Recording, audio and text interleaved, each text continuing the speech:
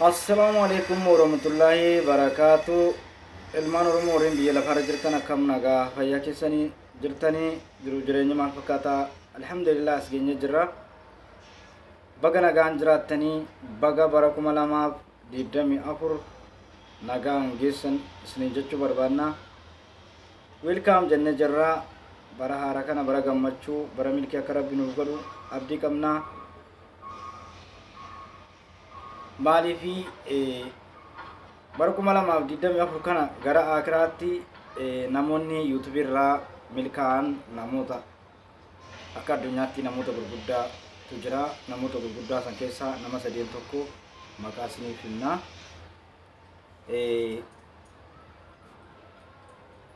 Akka addunyaatti namoonni kun warra biliyeena tokko doon taane biliyeena 100 warra argateetu jira YouTube tanarraa jechuudha. Maalifi YouTube abdiin kutinaa YouTube irratti hojjedhaa. Namni immoo yeroo tokkotti yeroo tokko YouTube bantee yeroo tokkotti warra argachuu hin dandeessu. Maalifi wanti hundinuu adeemsa barbaaddi. Fakkeenyaaf namni tokko sangaa gabbisuu yookiin furdisuu haa jennu.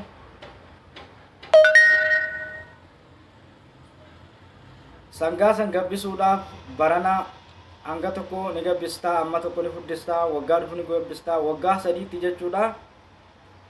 Waan guddaa irraa argatta.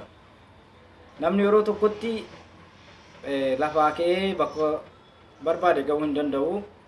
Wanti hundinuu tarkaanfii irraa kaati.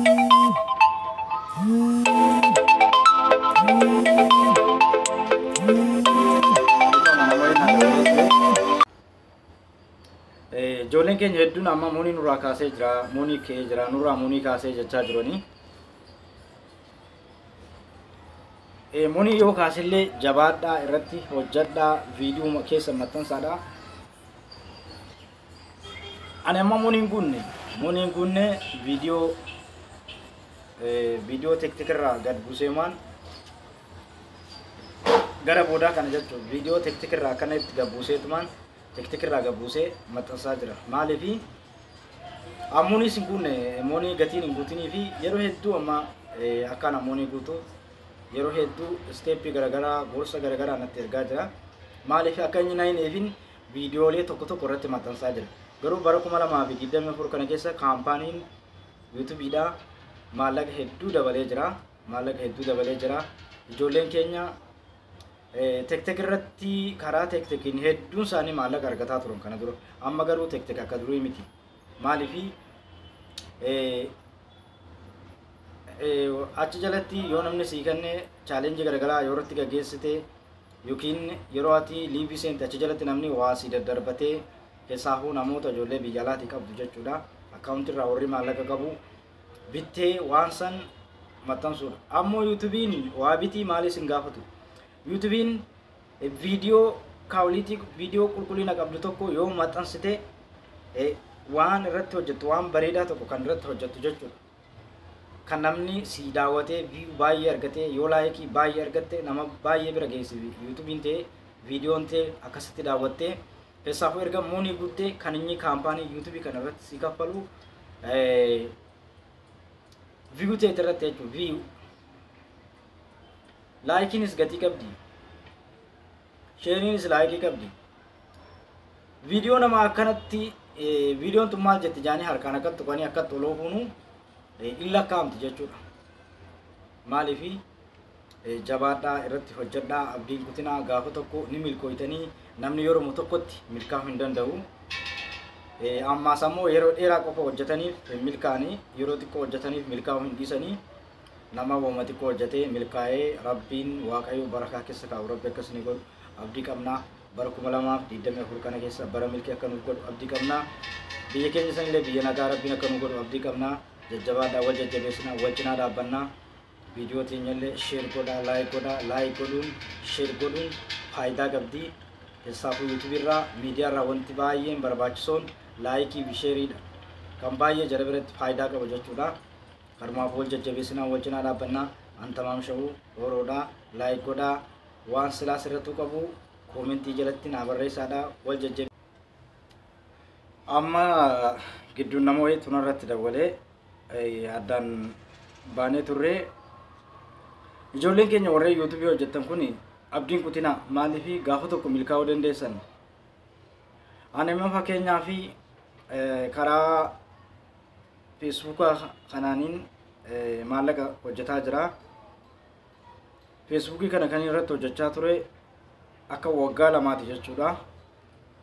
Kan irratti hojjechaa ture akka waggaa lamaati jechuudha. Arra waggaa lama jechuudha. Garuu ni milkooytaa bara haaraa kana irratti jechuudha. Kana dura maxxanseetiin ture bara haaraa kana bara 2023 ji'a 12ffaa gaafa guyyaan 29 jechuudha. Kongireeshinii wayii naan dhuftee turte. Kongireeshinii eegee yeroo maal jedhu akkaawuntii guutii naan jee akkaawuntii naan guute yeroon guutu maallaqa guddaadha achirratti naa galee jira. Karuma Facebookaatiin jechuudha. Ijoolleen keenya YouTube qofa otoo hin taane gara Facebookaatiinis hojjedhaadha. Monetization guuttanii maallaqa bareedaa irraa argata. YouTube caalaa kan irraa argamu gara FIB'nis miidiyaa irratti cimtanii yoo ka hojjettan taate maallaqa guddaa argachuu dandeessan. YouTube'n maallaqa guddaa jechuudha. Monii maallaqa guddaa irraa argataa jiru namoonni hedduun. Amma fakkeenyaaf Itoophiyaatti nama miliyoona 80 argateetu jira YouTube irraa jechuudha. Itoophiyaa keessa jechuudha. Biyyuma Itoophiyaa keessa nama miliyoona 80 argateetu jira YouTube irraa jechuudha. Ummata jara Amaaraa kana keessa jechuudha.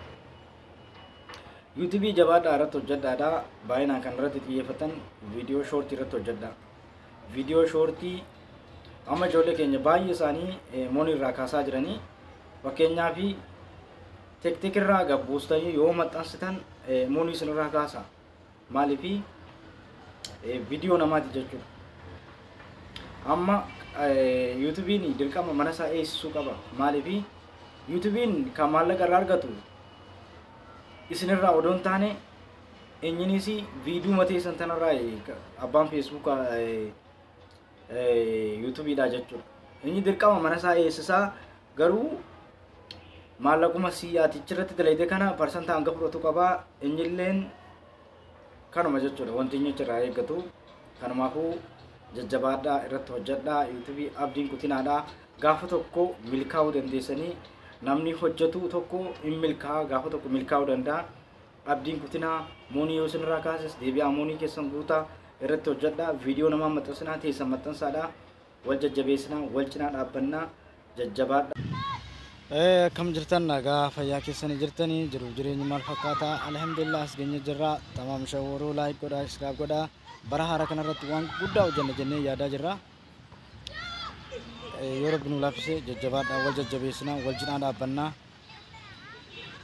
Komentii illee nuuf kennaa sheerii illee godhaa islaaf illee nuuf godhaa. Jajjabaadhaa wal jajjabeessinaa wal cinaa dhaabbannaa. Galata guddaa nu biraa qabdu. Wannun tolle maraatiin irraa qabii situ beeka kaydii shira sharkee garbee dhaalima dhala ilmaan namaa nurraa darbe yaa rabbi adlee keetiin ati